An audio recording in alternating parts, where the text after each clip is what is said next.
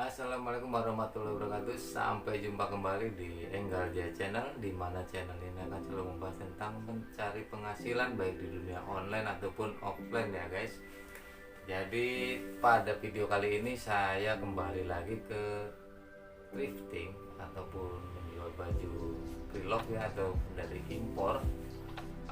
Dimana ini adalah video lanjutan dari video saya sebelumnya yang awal mula membahas tentang thrifting, dan ini adalah update-nya ya. Kenapa ini menjadi menarik? Karena saya benar-benar memulai ini dari nol, dan ini saya praktekkan dari awal saya membuat video itu sampai dengan hari ini.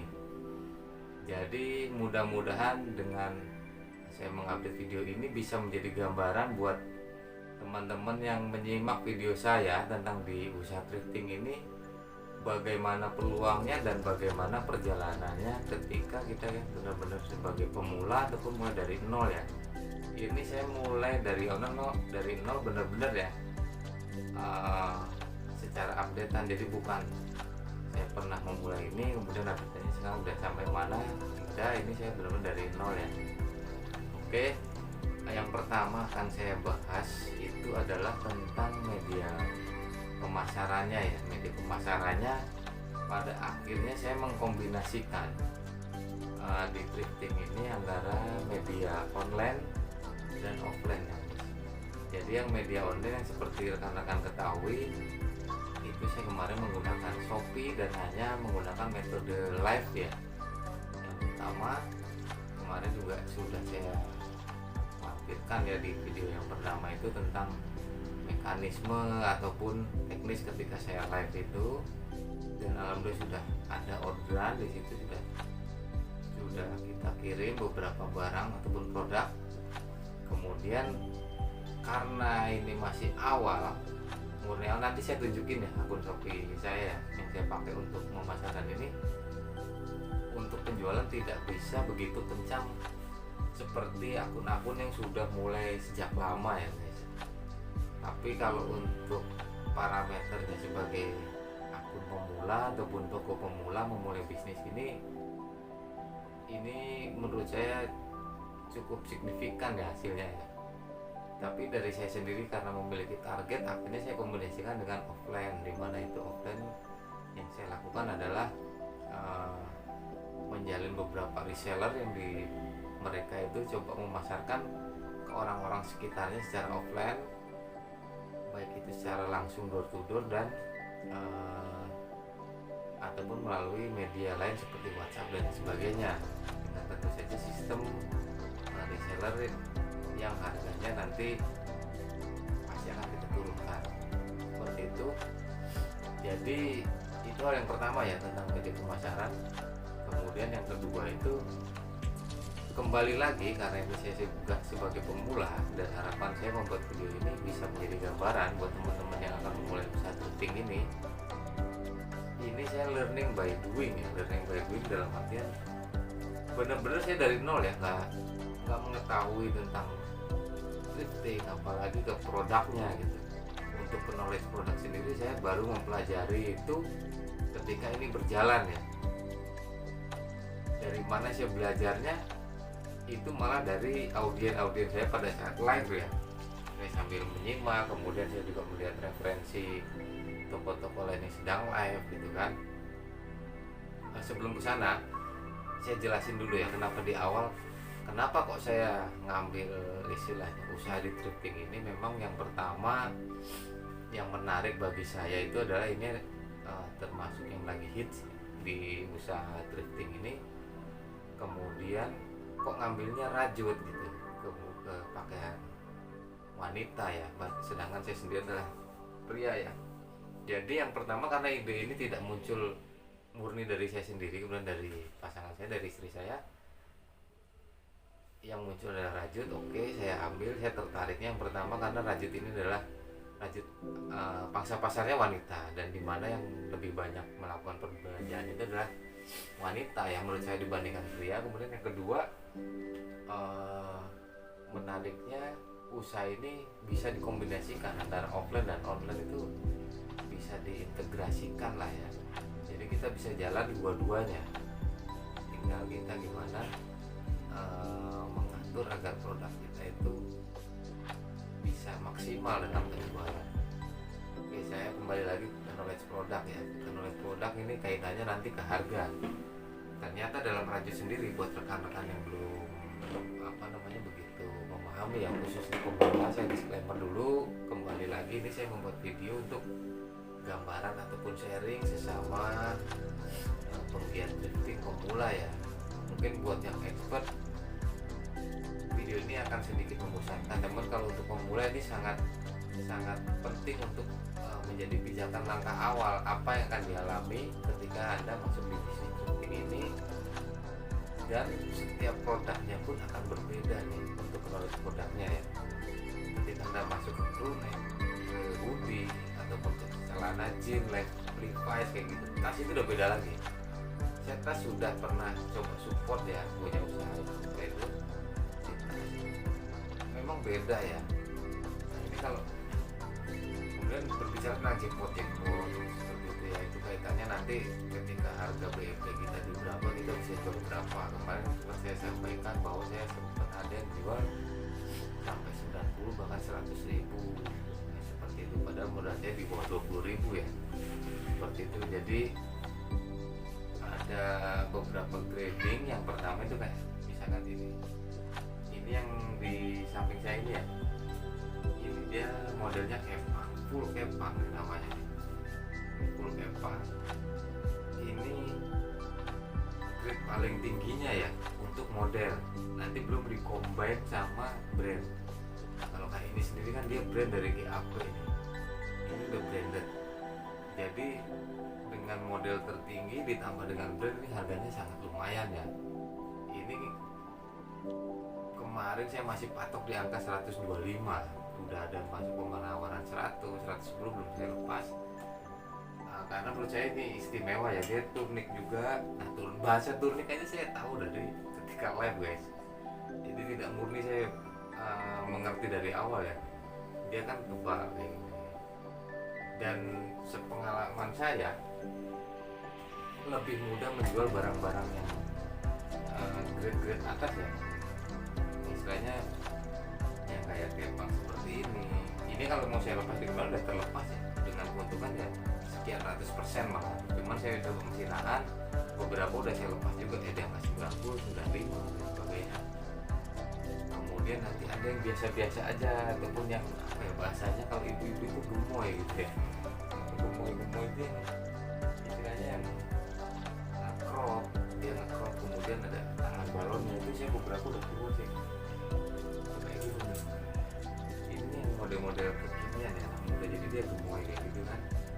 Ini dalaman balon, mulai kepangannya juga istimewa nih, dia crop top yang istilahnya di atas pusar itu lah, gemoy lah bahasanya. Itu termasuk grade keduanya nih, apalagi ditambahin dengan kepang. Nanti ada lagi yang model raffle, yang model kayak ada apa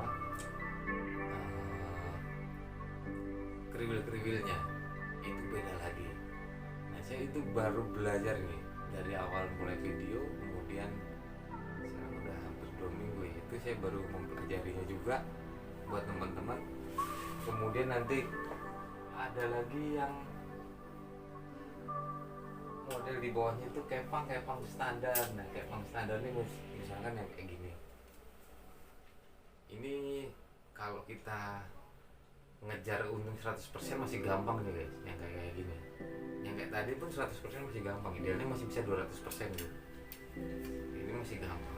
Kepang standar, dia modelnya standar, tapi kepangannya tebal, itu termasuknya grade di atas ya, kasta keduanya lah. Kemudian nanti ada yang branded tuh.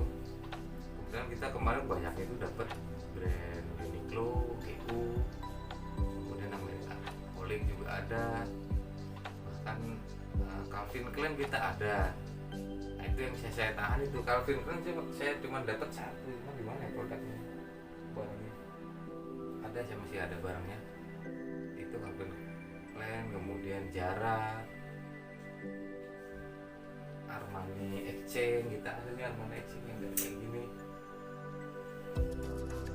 Ini buat cowok di Armani Exchange ini masih oke semua. Ini kita masih bisa jual-jual tinggi ya kalau punya mau di jadi PR, ini yang jadi PR ini dan jadi menarik di dunia thrifting ini, itu kita lebih mudah jual barang-barang yang grade di atas kayak tadi ya. Tapi kalau kita jual yang biasa-biasa, yang model-model seperti ini, itu lebih sulit guys.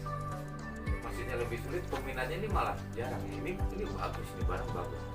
Saya jual murah pun nggak masalah gitu. Maksudnya misalkan saya di bawah 20.000 ya, saya jual 20.000 pun nggak apa gitu ya, model-model kayak gini. Cuman ini kurang guys peminatnya. Nah, ini yang jadi PR ataupun catatan tersendiri. Jadi buat teman-teman yang mau mulai, yang sulit itu bukan jual yang barang mahalnya kalau di thrifting. Ini sepengalaman saya, ini kita sharing aja ya. Kalau kamu dapatnya barang-barang mahal gitu, wah itu kemahalan nggak ya, takut ada yang mau beli karena ini mahal, itu malah kebalik guys, malah kebalik. Kamu punya barang bagus dan harganya mahal nggak masalah kalau di thrifting. Cuma kalau barangnya yang sederhana ini sih yang jadi PR. Akhirnya kemarin saya coba ini kombinasikan dengan offline. Ini saya mencari beberapa reseller, ada yang ibu rumah tangga, ada yang anak sekolah. Nah saya emang kayak gitu kan, mereka jual ke temennya, saya kasih harga miring. Ada yang hanya BEP gitu kan, ada yang cuman up 20-25% itu gak masalah. Itu lumayan jalan di offline-nya ya. Kalau secara online kemarin saya bikin boom sale. Maksudnya boom sale itu ya kita manfaatin momen weekend, kemudian turunin bener nih harganya. Itu juga lumayan ya, itu juga lumayan responnya, cuma nggak terlalu kenceng. Nah itu satu ya, itu satu. Kemudian mengenai learning by doing itu tadi, jadi buat teman-teman pesannya, memulai ini nggak perlu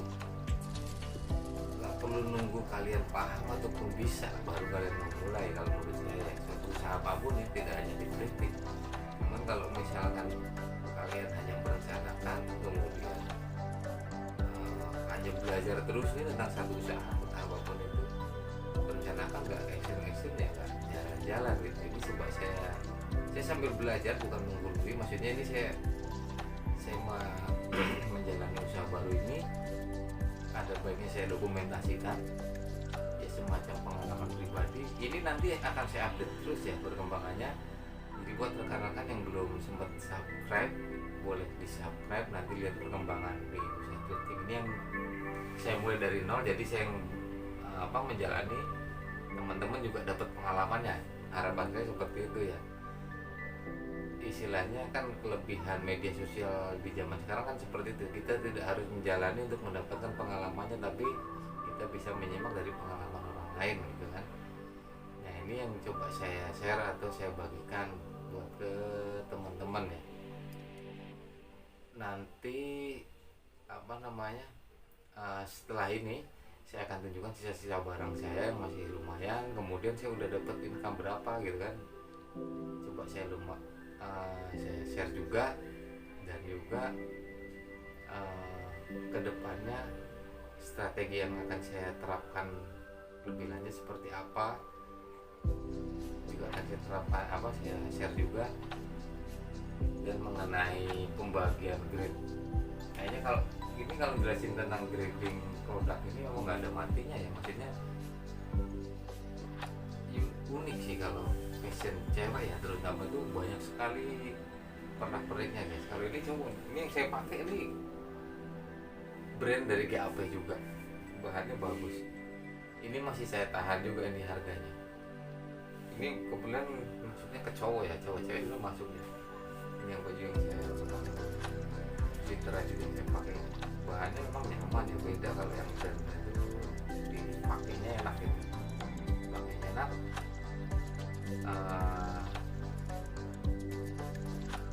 Istilahnya ikuti terus video ini, nanti saya coba share, nanti saya buka nih akun Shopee saya buka. Kemudian untuk updatean selanjutnya, teman-teman yang akan nyimak, nanti ketika saya menemukan kendala, menemukan permasalahan, ataupun menemukan trik dan tips yang bisa mempercepat kita belajar di bisnis ini, pasti saya akan share juga. Oke, kita lanjutkan. gunakan untuk ngecek sisa-sisa barang kita ya. Oke guys, ini lihat saya perlihatkan nih sisa-sisa barang dagangan saya. Jumlahnya belum sempat audit lagi ya, belum bisa audit lagi. Ini barang yang sisa-sisa. Ini saya manfaatin kamar anaknya ya guys ya. Nah ini kemudian barang-barang ada yang bukan yang barang brand di situ, itu Uniqlo, GU dan sebagainya. Kemudian ini yang barang-barang udah siap packing aja nunggu CO. Kemudian ini juga ada barang yang pesanan di offline ya.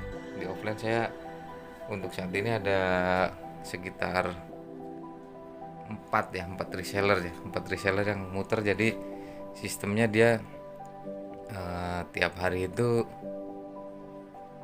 ngambil bawa barang ke saya, bawa berapa, nanti 2 hari atau 3 hari kemudian dia balik lagi, sisa barangnya berapa yang dibayar yang laku aja guys. Ini yang tadi nih, yang GAP kayak gini. Ini model juga nih, ini lanjut juga, dan ini brand juga ya, GU nih guys. Ini saya nyatetin kayak ini nih, yang nyatetin kayak gini nih, lebar dada kemudian panjang, itu juga baru nemuin tip and triknya saya pas live ini guys. Nah ini barang-barang yang menurut saya oke ya. Oke, setelah ini coba saya lihat akun Shopee saya guys ya. Oke guys, jadi ini akun yang saya pakai buat jualan, jadi kalian bisa lihat ya, benar-benar baru. Ini pengikutnya aja cuma 319 ya, kalau dibandingkan dengan akun-akun yang sudah lama atau toko-toko yang udah lama tuh ribuan guys, ratusan ribu, puluhan ribu. 319 pun karena saya mengikuti dulu di 656. Ini benar-benar baru ya guys, benar-benar baru ya, seperti ini saya juga buka tokonya.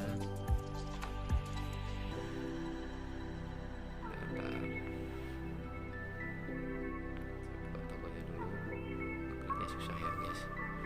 Tokonya ini coba saya liatin untuk history pengirimannya yang selesai. Nah ini historinya nih, pengiriman saya dari awal. Kan link CO rajut ya, saya jual dari 15.000 sampai 100, ada 105 sampai 150 gitu guys ya. Ini historinya udah lumayan guys, lumayan banyak yang respon alhamdulillah ya. Walaupun belum sesuai target, cuman ini sudah ada yang beli ya. Tuh udah lumayan guys ya, orderannya udah agak lumayan. Ini juga yang lagi OTW yang jalan nih, ada satu nih. Nah, seperti itu. Kemudian ini saya buka lagi ya. Ini saldonya nih yang udah masuk nih, walaupun belum separuh dari modal. Sebagai pemula ini menurut saya ya udah worth it ya, karena memang targetnya kita membangun pangsa pasar dulu nih. Ini yang sudah dilepaskan. Story-storynya ya guys. Ini jadi dari awal itu saya baru dapat omset segini guys yang online. Oke ya.